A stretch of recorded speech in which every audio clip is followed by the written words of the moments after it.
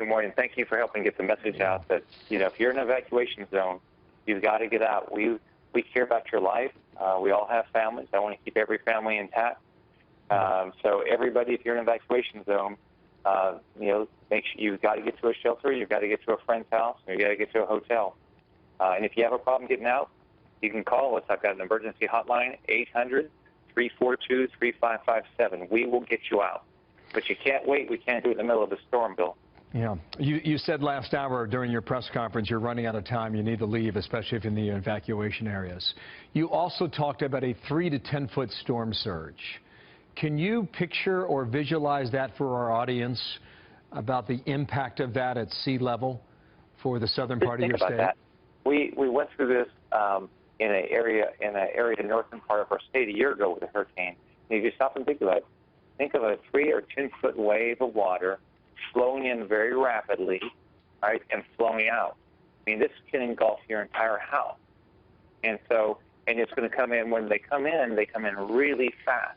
And let's remember, this is different than Andrew. Andrew was way bigger. This is going to impact both of our coasts. We're going to have plenty of wind and some rain, but this is going to have storm surge. We didn't have a lot of storm surge in Andrew. And so just think about how tall your house is. I mean, just think about if you have 7 to 10 foot ceilings in your first floor, and that's your entire house if you have a 1-story house. And so it's going to engulf your whole house. I remember a lady a year ago didn't evacuate in the northern part of the state with a hurricane, and the water came up so fast, and she waited, and she got lucky because there was a high water vehicle down her block, just a couple houses, and she got out. She would have died. And she did that to save her animals, and I get it. I mean, I understand. It's hard. It's inconvenient.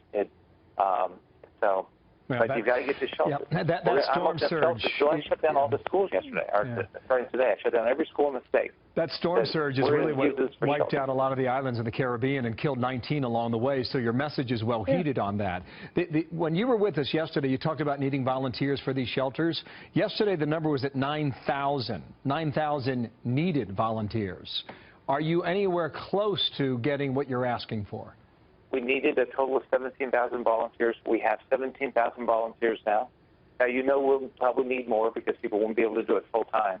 So, but absolutely, you helped get the message out, and we now have 17,000 people that have volunteered. You can go to volunteerflorida.org and sign up. And so, but we're going to need people to help with our shelters. We're going to need people to help with food distribution. We'll need to have people help with debris cleanup. Because this is a massive, massive, massive life-threatening storm. Yeah. I heard you comment that it is possible the East Coast and the West Coast of Florida could feel hurricane-force winds.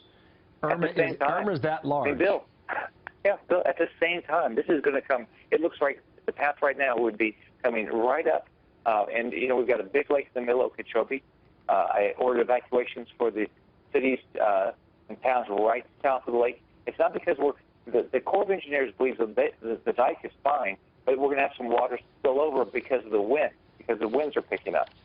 And so I've got to get everybody to evacuate. It's an evacuation zone, but the volunteers are so helpful to us, Bill.